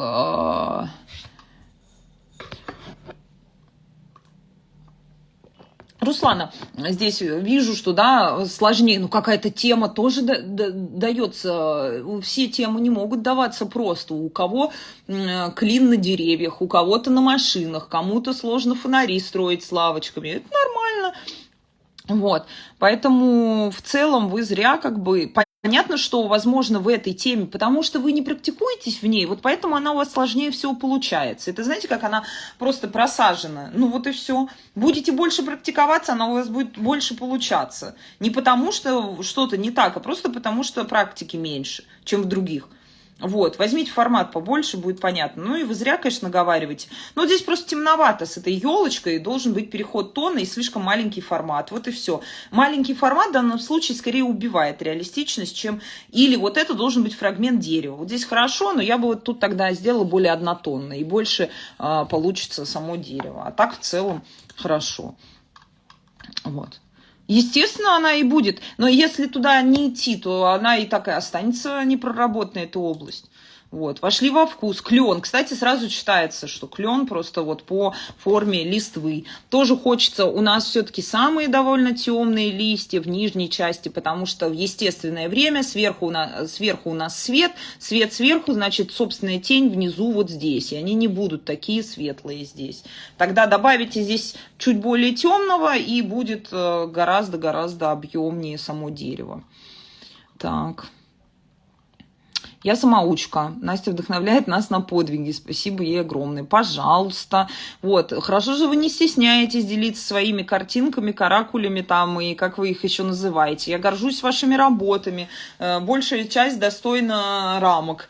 Вот. Понятно, что я говорю про какую-то критику, просто критикую для того, чтобы какой-то был рост. Это совершенно не значит, что работы плохие. Нет ни одной здесь плохой работы. Вообще ни одной. То есть они все, это такой шаг дальше навстречу. Понимаете, плохие работы у тех, кто ничего не делает. Вот там вот как бы и все. А когда мы работаем, то это всегда просто следующая ступенька. Это очень классно. Вот, и видите, вы даже начали, но уже вот у нас и береза, даже верю, что береза. Тут немножко унесенные ветром получились там налево, но в целом здесь будет, запомните, что общая тень все-таки будет гораздо больше тени, будет по нижней части дерева, потому что у нас освещение в дневное время сверху. Вот. А так в целом. Так, горный пейзаж с елочками. Мелковат, чтобы что-то разобраться. Вот как бы там не видно, конечно, ну не добрали тона. То есть одним карандашом пейзаж точно не нарисовать. Необходимо 3-4 разнотоновых карандаша. Вот. Светлана, отличная тоже елочка в свете. То есть сразу получается светлая за счет вот этого серого фона. Анастасия, огромное спасибо вам за уроки, наглядные разборы работ. Спасибо за ваше время, за поддержку, теплоту, которую вы нам дарите. Мне очень приятно, спасибо. Знаете, вот в эти моменты понимаешь, что все это делаешь не зря, что это действительно важно. Я вижу просто, мне хочется, чтобы как бы кто-то перенимал действительно знания. Это важно и важно для меня, и очень приятно, и... Если я могу чем-то делиться, то я стараюсь это отдавать. Я делюсь по максимуму. Поэтому, чтобы мне наполниться новым, мне тоже нужно делиться. И я не знаю, я не всегда понимаю людей, которые не делятся. Не знаю. Просто это другие люди для меня.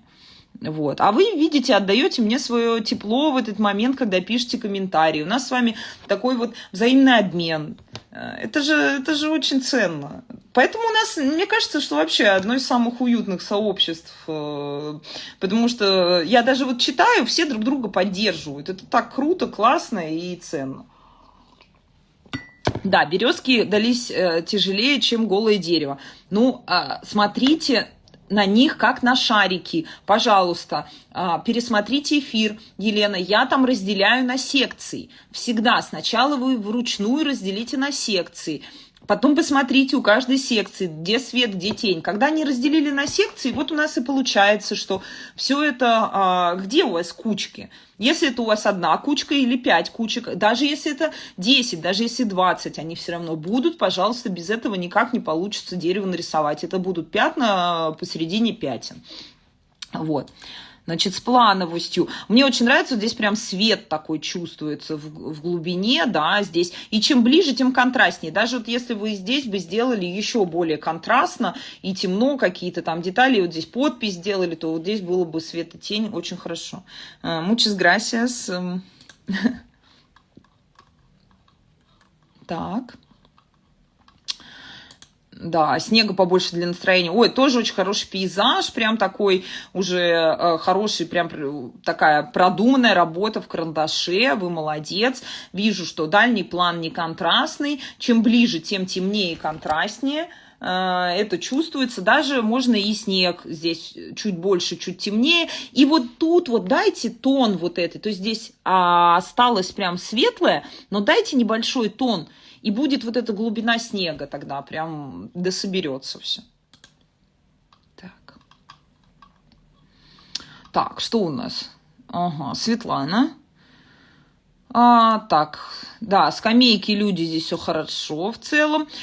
Детские рисунки получаются, потому что у вас вот этот вот момент не произошел между тем, что вот вы рисовали вы рисовали тон, да, и вот здесь то же самое, тон, не линию. Да, это работа дольше, но сначала нам надо с вами, а то вы там порисовали тон, когда мы рисуем вроде как отдельные объекты, а когда рисуем вместе, снова начали рисовать линию. Но здесь у нас вот она, вот эта линия.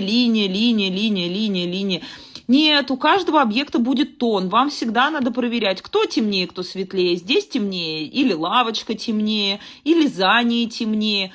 Нет никакой разницы, рисуете вы пейзаж или рисуете вы отдельный объект. Пока вы с этим не разобрались, то же самое дерево. Отдельно эфир по деревьям пересмотрите еще раз. Если свет отсюда, где у нас средний тон, я там говорю про шарики, очень важный эфир. Здесь у нас тень, иначе у нас будут пятна внутри пятен. Я и говорю, никакого объема у деревьев не будет, они не будут похожи на деревья. Вот поэтому, хотя у вас головы, да, на линии горизонта правильно. Машинки в целом правильно, но они могут быть чуть покрупнее. Лавочка, то есть расположение предметов, да, но за счет того, что они опять обведены как будто бы по контуру, и все очень узенькое такое получается, то этот момент возникает по ощущениям. Вот и все. Так, далее. Что у нас тут? Уже мы приближаемся. Значит, сейчас я... Садится у меня компьютер. Мы сегодня даже допроверим все. Так. Лавочки не успела, пока и фонари, блокнот закончился. Ну, значит, пора новый начинать. Хороший фонарь вот здесь мне нравится.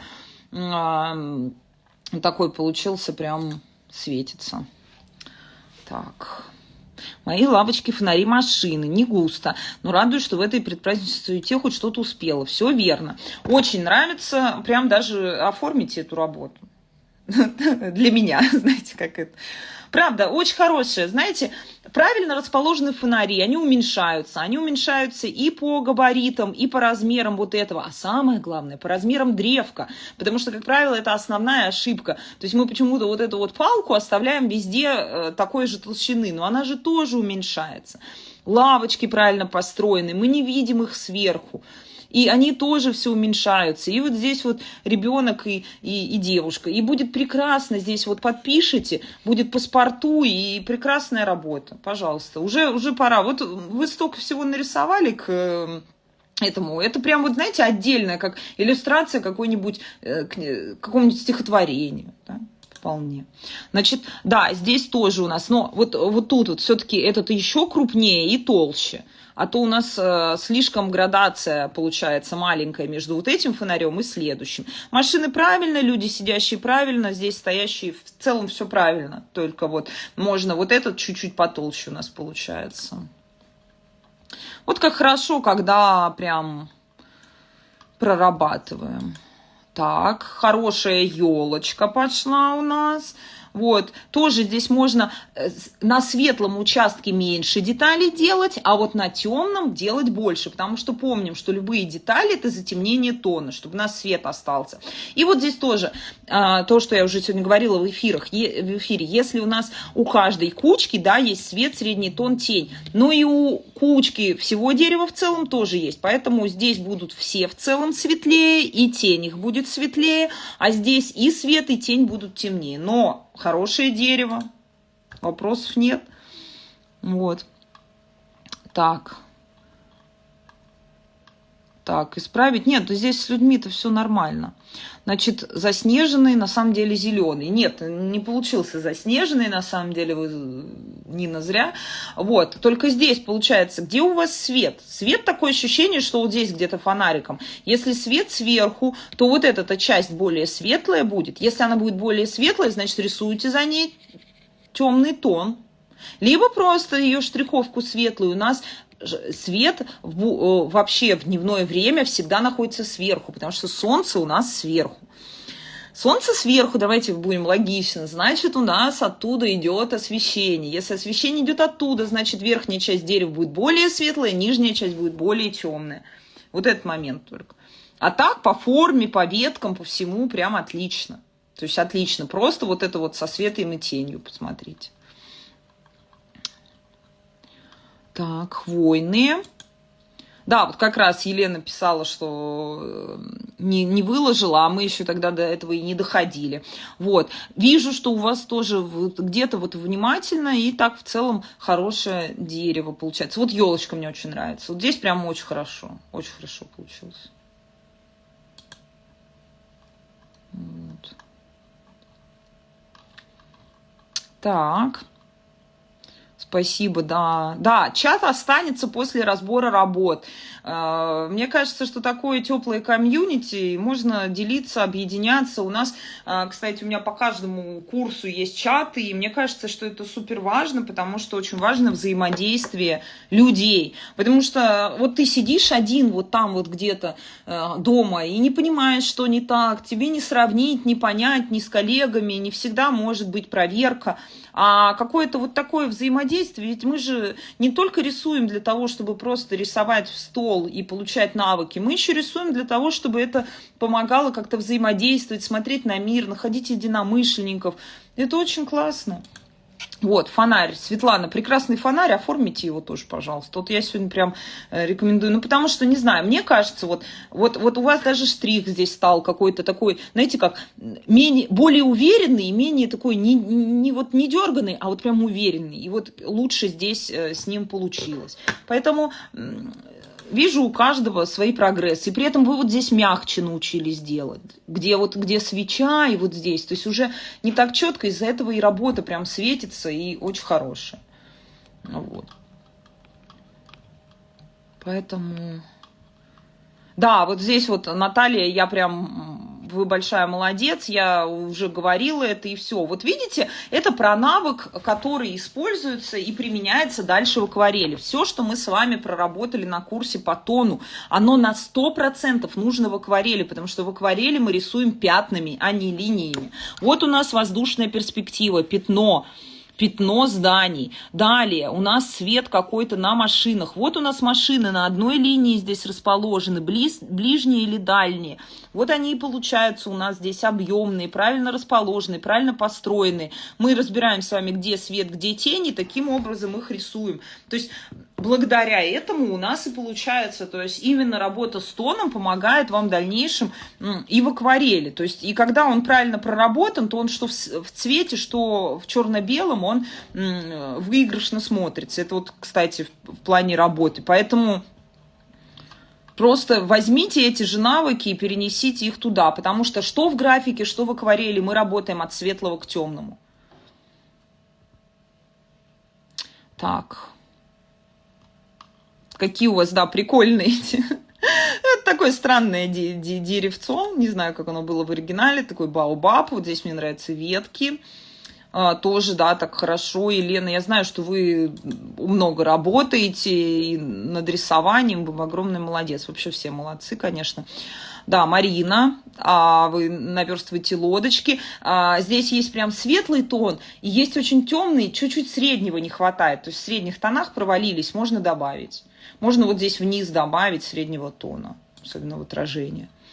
Так.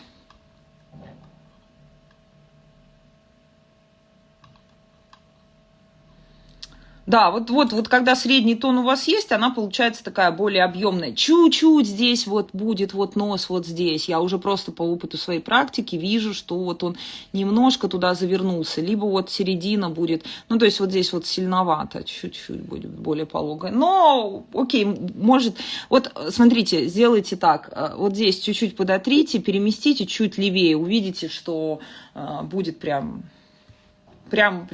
супер. Просто поверьте мне.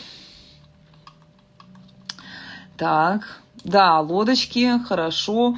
Вот здесь вот тоже свет, тень. Мне нравится, как вы используете протиры. И вот здесь вот чуть-чуть темнее будет вот эта часть, иначе она сливается.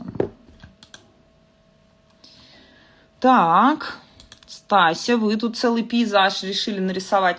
Вот смотрите, чтобы пейзаж был цельным, у нас не должно быть так, чтобы какие-то объекты перекрывали другие. Вот если бы домик был крупнее и чуть-чуть перекрывал эти горы, то есть мы бы смотрели так, то было бы более естественно, потому что сейчас я могу отрезать, это будет полноценный пейзаж наверху, и это полноценный пейзаж внизу. Чтобы композиция была правильной, запомните всегда, если вы можете без потерь разрезать какую-либо картину пополам, то композиция построена неправильно. Не думайте, что все фотографии в интернете, которые кажутся вам красивыми, они правильные по композиции. Это не так. Вот. Поэтому, чтобы композиция более-менее была правильной, есть такое правило, чтобы объекты пересекали друг друга. То есть, если у вас здесь елочка, видите, она чуть-чуть заходит на здание. Если вот эта елочка, то есть, чтобы мы ее, а то мы отрежем ее, ничего не изменится. Она, допустим, должна здесь где-то рядом с домом быть, она соединяется, то есть, они пересекаются, эти предметы. Зачем оно здесь отдельно стоящее? Это навевает какую-то грусть. Если у нас здесь домик, и вот тут вот сзади были бы горы, хотя бы у нас этот момент весь пересекался, то тогда еще более атмосферно все бы собиралось именно вот в полноценную картину. Я не говорю про иллюстрации, я говорю про картину. Вот. Да, вижу, что вы с пером стали работать. С пером сложнее работать с тоном, но в целом у вас получилось, и вы молодец. Такая прям хорошая стилизация. Здесь, да, вижу, что тушь и звездочка не очень может давать разные переходы тонов, потому что сложнее с нее стекает. То есть я здесь имею в виду перо, звездочка, потому что вы макаете, и там не постоянное поступление, а вот сначала много, а потом чуть меньше. Возьмите формат побольше. У меня формат А4 на эту елку. Невозможно же там что-то прописать, когда она такая маленькая. Вот, но в целом хорошо, я вижу, что здесь и штриховка, и все, вы молодец. Так, первые арки пошли. Да, арки хорошие, здесь все у нас по построению. Вот здесь вот это дальний план, можно чуть общо, то есть меньше каких-то контрастных деталей было бы даже лучше. Так, вот, решили исправить. Катерина, это вот я вас, видимо, разбирала в прошлый раз, и вы исправили. Так. Вот было до, я говорила, что, как сейчас помню, что люди у нас такие маленькие, какие-то слишком коренастые, что пропорция 1/8 должна быть. И вот после, то есть у нас люди более естественные по размеру, они уже не такие вот коротенькие получились, они уже у нас на правильной высоте. То есть да, этот мужчина, может быть, у него голова все-таки чуть-чуть будет поменьше, он такой 2-метровый, но такое вполне может быть. И здесь в данном случае вот этот дальний план не играет роли, потому что получается тогда игрушечное здание. Здание закончится гораздо выше. Поэтому используйте фон только для того, чтобы подчеркнуть светлые участки, и там не оставалась линия. А все остальное вам не надо. То есть в плане фона здесь эти здания вообще не нужны. Вот. Но я прям вижу, видите, у вас вы даже видите, что прогресс поменялся. Вы подумали внимательнее и все сделали, и это прям видно. Вот, Наталья, вот здесь мне нравится левая часть, вот тут по композиции тоже хочу сказать, то есть основной момент здесь, там пытались все найти у вас ошибки, на самом деле ошибок немного, здесь ошибка композиционная. Я понимаю, что маленькой елочке холодно зимой, и она тут такая одна, и на фото такая композиция смотрится, может быть, и естественно.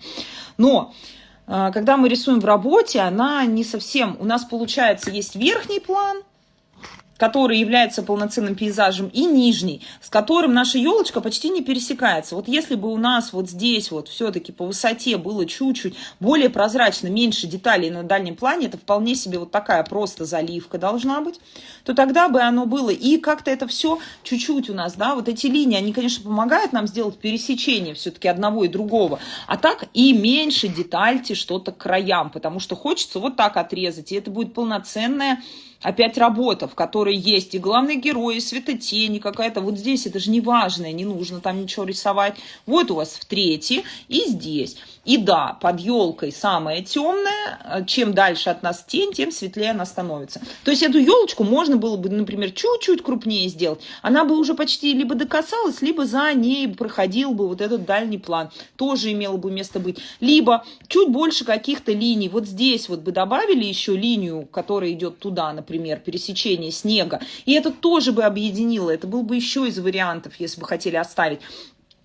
И можете оставить, например, вот так, но этот фон должен сзади быть прозрачным, потому что чем больше там деталей, тем темнее он становится, и тем больше вот эта вот зона идет вперед. И она почти над елочкой висит, вместо того, чтобы давать глубину вот этого снежного покрова. То есть есть несколько вариантов, он не единственный, но в целом вот как бы подумайте над этим на досуге, попробуйте сфотографировать, переместить в обычном редакторе, вот как я работаю, на любом телефоне есть программа встроенная, на андроидах, на айфонах, там, на любом телефоне вы можете в Paint, самый простой Paint на компьютере, я не знаю, сейчас у всех уже есть компьютеры, и, пожалуйста, вы можете на нем закрасить стеркой, перенести вниз, посмотреть, как будет смотреться композиционно. Да, значит, подвигать сюда, там какие-то линии провести, просто серым, обычным серым карандашом. И вы уже не замучаете работу, а потренируетесь и сделаете это. Почему мы не пользуемся? Почему? Вот, почему? То есть, зачем мучить на работе, зачем эти варианты просматривать там? Мы можем потратить 3-4, там, не знаю, ну, то есть мы потратим там час, сделаем 3-4 варианта в Paint, посмотрим, не замучаем работу и посмотрим, какой из этих вариантов лучше. А как иначе-то? Как подбирать? Вот у меня я иногда фон для своей работы, сейчас даже, иногда я просто распечатываю и подбираю, не знаю, рисую вручную на... Вот вы сделали картинку, можете сделать и так, если у вас нет пейнта. Возьмите, распечатайте эту фотографию в ближайшей типографии, там, не знаю, по 10 рублей, 25 рублей, черно-белую за лист. И закрасьте там вот это, дорисуйте там карандашом сверху, посмотрите варианты, как это будет. Так тоже можно сделать. На принтере дома распечатайте эту фотку, которую вы сделали работы, поменяйте на ней все. Ну, то есть вариантов масса, ну, почему-то не как бы... И тогда сразу будет все, решим все вопросы, все проблемы, посмотрим, что добавить, что убрать. Можно же потренироваться. Да, хорошая елочка, Вера, молодец. Чуть-чуть где-то, да, темнее, внимательнее. Вот тут, видите, добавили еще другой карандаш, получился объемнее. Поэтому вот у нас пошли арки. Ну, тут, видимо, вот уже 25 декабря, кто успел, самые стойкие. Хвалю вас. Здесь можно растереть помягче, чтобы было у вас везде очень довольно мягкое. Вот эта вот история, и поэтому и здесь тоже хочется помягче немножко. Даже, может быть, не настолько темно, потому что у вас здесь не темно, и вот этот постепенный контраст должен быть. Так, в целом, все хорошо в своей стилизации, мне нравится, вы молодец. Успешно финишировали. Вот. Тоже может быть, Елена, хорошо, вот этот вот, разберитесь, вот здесь у вас бесхозная линия. Так что у нас линии-то там нет, у нас либо светлое окно и темный кузов, либо темный кузов и светлое окно. Так, наоборот, либо темное окно, светлый кузов, ну, в общем, вы поняли. И линии там не будет, либо оно все сливается. Точно так же вот здесь, что у вас темнее, стена или это. То есть здесь-то вы с этим разобрались, видите, здесь не рисуете ничего, и все хорошо, никуда не делось. А машинка, как будто вам пришел ребенок туда ее пририсовал, а не вы. Вот здесь, значит, с окнами вы разобрались, а с машинками это прям ничем не отличается окно от машинки. То же самое, пятно темное, пятно светлое. Не надо пиетет никакой перед людьми, перед машинками. В плане рисования все одинаково, все пятно. Так, Наталья, вы молодец, шикарные арки, ну, здесь уже профессионально, все прям сделано круто. Вот как раз тот момент, никакого у нас контура нету, у нас есть только тени мы рисуем, и у нас получается реализм. Тот самый нам нужный реализм. Когда у нас нет линии никакой, у нас есть просто работа с тоном. Если есть опорная линия, то она прячется в темный участок. Но никак не остается на светлом. Ничего там не разделяет. Так, да, там одна была. Угу. Далее. Так, Анастасия, спасибо за невредные советы. Нравится, что сложные вещи, да, объяснены просто и понятно. Очень-очень приятно. Я рада, что вам не хочется бросить рисунок. Я вижу, как вы стараетесь и сколько работ вы сделали. Я сегодня покритиковала, конечно, но это не должно никак вообще повлиять. Это скорее говорит о том, что у вас есть это движение дальше, и вы работаете, понимаете, это самое главное. Поэтому и прогресс есть, и вы двигаетесь. Здесь возьмите все-таки и альбомчик побольше, и карандаш, и чтобы был и HB, и 2B, и 6B. Но в целом мы не потеряли здесь машины, не потеряли перспективу человека, нашли арки построены. То есть, конечно же, прогресс есть внутри, это видно, все это читается. Значит, мостик. Вот здесь вы до самого темного довели, но вот на ближнем плане будут самые темные тени. А вот здесь, если нам эти деревья не важны, мы их просто рисуем в общей штриховке. Андрей, вы молодец. Так, ой, опять, вот вы как-то странно загружаете фотографию, как фото, видимо, и я ее открываю, я не могу ее сейчас маленькую, ну, среднюю сделать, просмотреть, она открывается у меня огромнейшая. Значит, здесь постепенно начинайте рисовать с каких-то отдельных объектов, а потом уже вы это все в пейзаж впишете.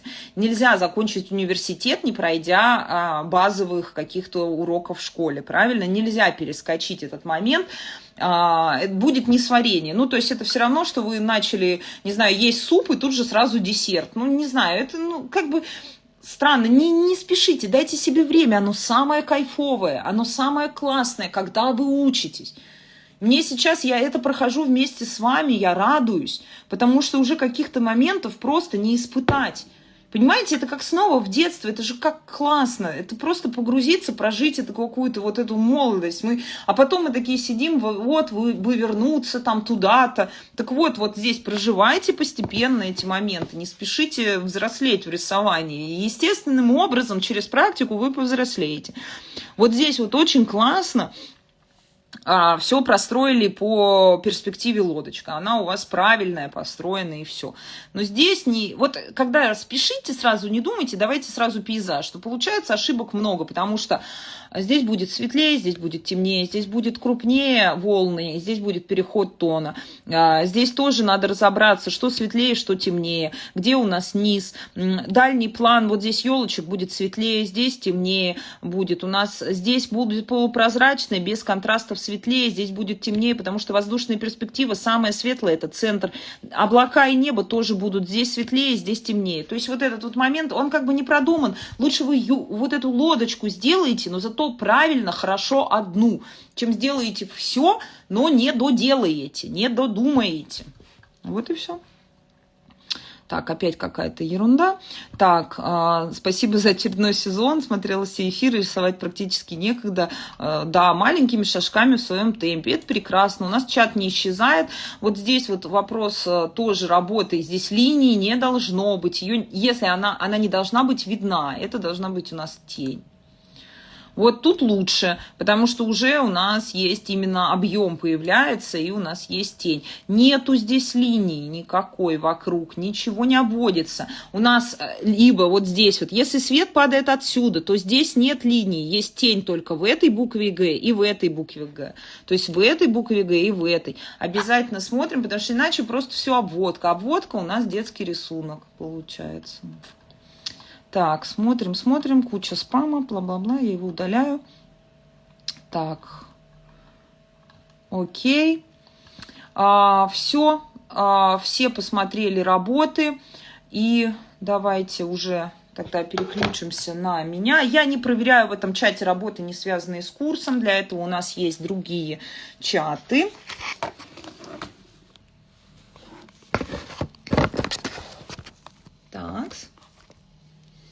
Вот и я.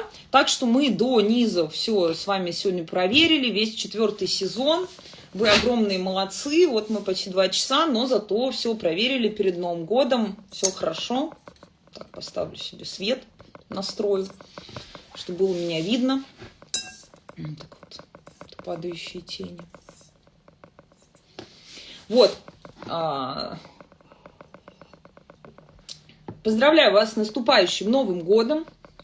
Желаю здоровья крепкого, чтобы здоровье нас не подводило, потому что когда нас не подводит здоровье, то тогда мы действительно можем гораздо больше. И сил у нас на все хватает, на все наши хотелки, на все наши желания, на проекты, на то, чтобы держаться, потому что когда состояние наше нехорошее, то мы и не успеваем ничего, не успеваем, и ни на что не хватает сил, у нас депрессии, настроение, поэтому не забывайте, как бы помимо, я, конечно, как с вами занимаюсь ментальным здоровьем и рисовательным, но не забывайте, что хорошее физическое состояние, оно непосредственно влияет на качество работ в том числе. Поэтому в первую очередь видите, что что-то не получается, займитесь своим состоянием, приведите его в порядок, и поверьте, тогда и работы будут лучше. Я понимаю, что это не всегда возможно, но это правда очень прямая почти корреляция. Потому что когда мы уставшие, невыспавшиеся, раздраженные, это все отражается на работах. Работы просто вскрывают наше внутреннее состояние. И поэтому я, когда пишу большие, если я хочу передать какую-то позитивную эмоцию, позитивное ощущение, я беру там передых на несколько дней для того, чтобы прийти в состояние там тепла, комфорта, любви, для того, чтобы именно его запечатлеть в работе. Зачем я буду впечатлеть в работе в то, какая я там уставшая, недовольная там или еще что-то. Я же живой человек. Поэтому я вот этого вам желаю, чтобы когда будет общее состояние ментального и физического хорошее, то тогда и работы будут гораздо более успешными и больше, конечно же, практиковаться. Вот. Поэтому не бойтесь ошибаться, никогда не бойтесь ошибаться, потому что именно ошибки, они приводят к запоминанию, потому что сколько бы я вам ни рассказывала, кто угодно не рассказывал бы очень полезные знания, запоминаются они только через практику. Иначе бы, если бы это было не так, все мы знали бы английский язык уже в совершенстве, там, не знаю, все бы были там медиками там, и так далее, и все бы все знали. Но это не так. Запоминаются любые самые полезные знания, фиксируются в нашей голове только через собственную практику. Поэтому обязательно практиковаться, потому что даже если вы все понимаете, пока оно далеко и вы это понимаете, но когда мы начинаем рисовать, тут же вот этот момент я ничего не понимаю, тут я понимала, тут вот все сложно не понимаю, потому что вот вы устаканиваете, поэтому не бойтесь ошибаться, именно эти ошибки приводят вас к зафиксированной информации. И следующее, что нужно помнить, что когда эта информация вам осела, вы ее уже не потеряете. Потому что это вы потрудились над тем, чтобы она может немножко затуманиваться, и нехватка практики как-то может вам создавать ощущение, что вы там чему-то разучились, но вы очень быстро сможете это вернуть и восстановить. И тут нужно не бояться, вы это не потеряете. Но только если вы сами над этим поработали. Вот, видите, у меня тут зайка такой. Вот. Так что желаю вам успехов. Мы с вами обязательно встретимся. Кто будет на марафоне, встретимся уже с 1 января и будем тоже всю неделю марафонить, рисовать. Ну и, конечно же, потом будут следующие сезоны невредных советов, но уже, я думаю, что, может быть, через 4 месяца, может быть, чуть больше, потому что я буду готовиться к выставкам. Вот, и уже именно вот невредных советов не будет, будут курсы, так что мы постепенно, потом снова будет какой-нибудь 5-й сезон, мне нужно придумать для него еще интересную тему. Но сейчас есть 1, 2, 3 и 4 сезон, это больше 100 видео бесплатной информации, очень полезной, только отрабатывайте, только работайте, только рисуйте, вот. Так что я вас обнимаю, очень в вас верю, не сомневаюсь, и желаю вам огромного терпения, сил, здоровья, ну, конечно же, любви, здоровья, чтобы в ваших домах был мир. Этого, наверное, всем, это, знаете, как по умолчанию сейчас хочется пожелать всем, потому что все понимают. Вот, поэтому нам всем желаю сил. Вот, так что на сегодня я думаю, что все.